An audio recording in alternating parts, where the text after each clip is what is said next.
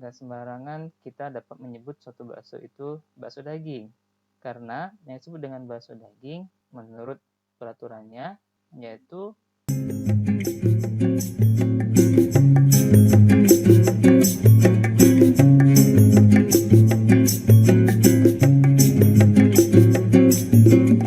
Bismillahirrahmanirrahim. Assalamualaikum warahmatullahi wabarakatuh. Alhamdulillah wassalatu wassalamu ala Rasulullah. Jumpa lagi dengan saya Dudi Angkasa. Kita ketemu di pertemuan perdana mata kuliah analisis zat gizi. Sebelum mulai, kita lihat dulu ya, apa sih yang diharapkan dari pertemuan perdana ini. Nah, ini jadi indikator nih, kira-kira kita memahami nggak ya materi di tempat pertama. Indikatornya ialah mahasiswa ataupun pembaca ya dapat menjelaskan fungsi dan tujuan dari analisis pangan dan gizi serta karakteristik pangan yang dianalisis. Nah, indikator ini dari melihat video, dari membaca modul, dari mengerjakan tugas, mengerjakan kuis. Diharapkan ya dari membaca tadi itu, membaca si modul, mengerjakan tugas, kuis, dan sebagainya, itu nanti di pertemuan perdana ini bisa menjelaskan si fungsi dan tujuan dan karakteristik pangan yang dianalisis. Nah, mudah kan? Jadi nggak harus nunggu UTS ya. Kalian pun sudah bisa mengetahui kira-kira kalian sudah bisa mencapai belum ya. Sudah bisa menjelaskan belum fungsinya. Sudah bisa tahu belum tujuannya dan bisa nggak yang menggambarkan karakteristik pangan yang dianalisis. Kalau kan udah bisa berarti udah lulus di temu pertama. Gampang kan? Nah, oke. Langsung aja yuk kita lihat. Nah, oke. Walaupun nama mata kuliah kita adalah analisis zat gizi, tapi di slide pertama ini ya, ini tertulis analisis pangan dan gizi. Mengapa? Karena zat gizi sendiri itu ada di pangan.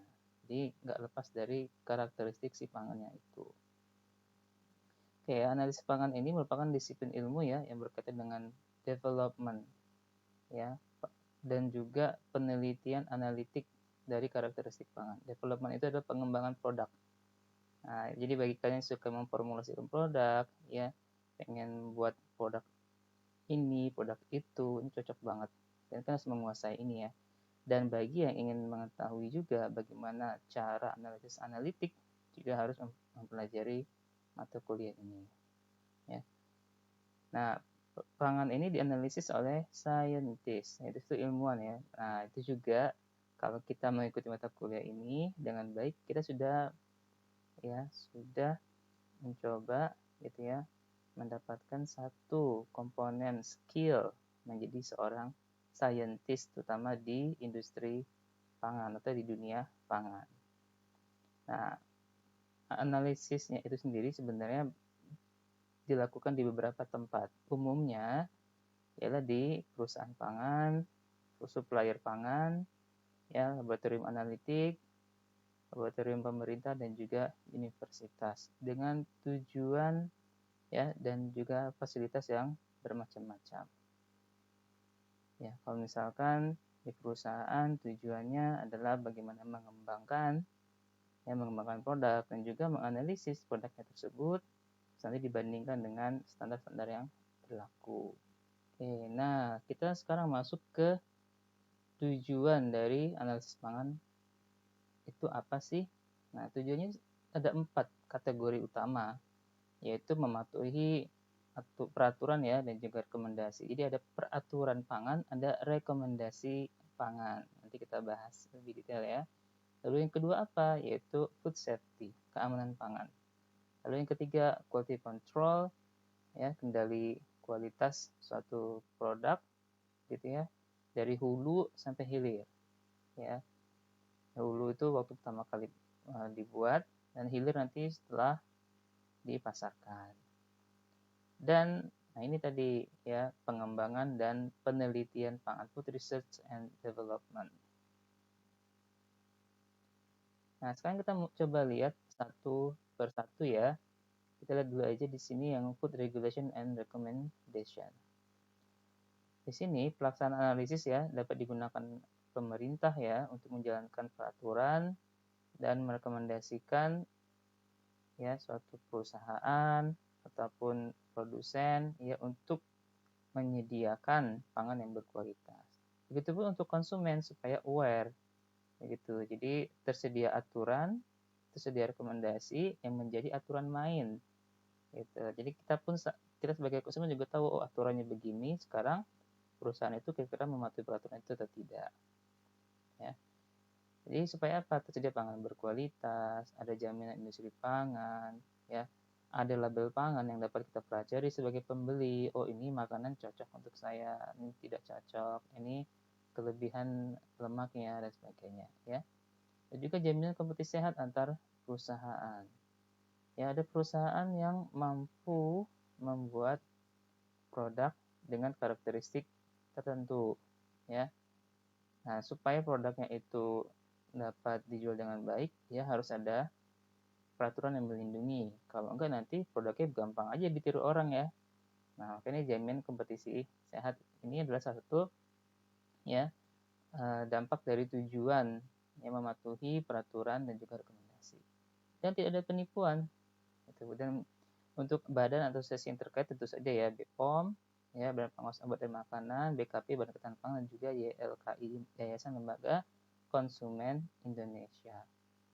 Ketika konsumen itu dapat mengprotes ya dengan satu produk pangan, maka satu perusahaan itu bisa langsung bangkrut loh. Misalkan ya pangan tersebut ternyata tidak aman, yang menyebabkan keracunan bahkan sampai na'udzubillah min dzalik, misalkan ada yang sampai meninggal akibat pangan yang beracun, itu perusahaannya bisa ya bahkan bisa sangat pahit, bisa tutup tergantung tingkat kerugiannya. Kita coba lihat satu persatu lagi ya biar lebih detail. Nah, analisis pangan dan gizi ini itu bisa berguna ya untuk menetapkan suatu standar pangan yang bersifat wajib dan sukarela. Ya. Standar ini bisa berkaitan dengan komposisi, kualitas, inspeksi, dan juga pelabelan produk tertentu. Nah, kalau kita lihat di gambar, di sini ada bakso ya, ada butter, dan juga es krim. Bakso tuh nggak sembarangan loh. Nggak sembarangan kita dapat menyebut suatu bakso itu bakso daging. Ya, karena yang disebut dengan bakso daging menurut peraturannya ya menurut SNI yaitu produk ya makanan yang bahan utamanya itu setengah dari bahan utamanya atau setengah dari ingredientsnya itu adalah daging sapi. Kalau itu bakso daging sapi itu karena wajar ya, biasanya kita kan menyebut sesuatu itu dari bagian yang terbesar ya. Nah, kalau ini karena setengahnya adalah daging, maka kita boleh menyebut bakso daging. Kalau kurang dari setengahnya, misalkan lebih banyak tepungnya, maka sebenarnya itu bakso tepung. Tuh, walaupun kalau di produk-produk pasaran kita ngeliat ya kalau bakso daging biasanya bisa 70%, 80% atau 95%. Nah, ya, daging kayak begitu. Jadi benar-benar ada rasa dagingnya, karakteristiknya ada kayak begitu. Tapi kalau misalkan ya ternyata diklaim ya ini bakso daging tapi kok rasa-rasanya nih banyak tepungnya nih, kok rasa dagingnya nggak ada nih dan sebagainya, itu berarti penipuan jatuhnya ya seperti itu. Nah, berkaitan dengan butter ini juga ada standarnya gitu. Standarnya ialah bukan kacang, ini kacang ya, bukan sekian persen kacangnya tapi dilihat dari lemaknya ya. Jadi kalau butter itu mengandung lemak kurang dari 55%. Sini peanut butter ya, atau selai kacang. Itu standarnya tadi, itu lemaknya itu harus kurang dari 55%. Nah, yang jadi pertanyaan kenapa kok yang dilihat lemaknya? Kalau yang bakso ini kan yang dilihat adalah bahannya daging ya, gitu. Kalau di sini lihatnya lemaknya. Nah, itu nanti kita lebih detailnya ada di SNI ya. Tapi sementara itu adalah standar wajib dari segi komposisi ya, ataupun kualitas gizinya kayak begitu. Terus juga es krim, orang bisa mengklaim itu es krim, itu ada syaratnya, yaitu syaratnya mengandung 10% lemak susu, karena es krim ini kan krimnya itu diambil dari susu, begitu ya. Itu juga dengan keju, produk-produk yang lain itu juga ada syaratnya, standarnya ya, harus mengandung lemak lebih dari 50% ya, tetapi kadar airnya kurang dari 39% untuk keju cheddar gitu. Nah, kalau misalkan ada satu produk keju yang kemudian diklaim atau dilabel sebagai keju cheddar, tapi ternyata ya lemaknya lebih dari 50%, ya kurang dari 50%, dan kadar airnya lebih dari 39%, berarti ya kita bisa katakan dia tidak comply, tidak mematuhi standar yang ada, seperti itu ya. Nah, ataupun ya yang bersifat sukarela. Sukarela ini artinya boleh ada, boleh tidak. Bahkan di perusahaan-perusahaan tertentu ya menjadikan ini menjadi satu nilai lebih, added value ya. Added value sebenarnya grading karkas ya, itu nggak wajib. Tapi kalau bisa di grading kan harganya bisa lebih mahal, jadi bisa ada alasan begitu ya. Termasuk juga khas dalam lamosi dan sebagainya itu juga sebenarnya nggak wajib, itu sukarela gitu. Tapi kan dari segi komposisi ataupun dari segi tekstur ya, yang khas dalam itu karena bagian yang jarang digerakkan ya, bagian tubuh yang jarang digerakkan, biasanya teksturnya lebih lembut. Nah, karena tekstur lebih lembut itulah kemudian harganya lebih mahal kayak begitu ya. Nah, itu dia berkaitan dengan si standar sukarela. Bahkan kayak fortifikasi ya di beberapa pangan itu sifatnya sukarela beberapa ya. Misalkan fortifikasi dengan vitamin A itu sukarela untuk beberapa produk margarin ya. Tapi jadi nilai lebih kalau beli margarin yang ini ada vitamin A-nya. Itu nggak wajib loh, tapi itu sukarela. Tapi jadi nilai lebih, added value yang bisa dijual ya bisa-bisanya. Ini ya perusahaan pangan menjadi added value-nya mereka. Dari standar-standar ini yang dari mana sih dapatnya? Tentu saja dari analisis ya, begitu. Dengan menganalisis kandungan-kandungannya kayak begitu.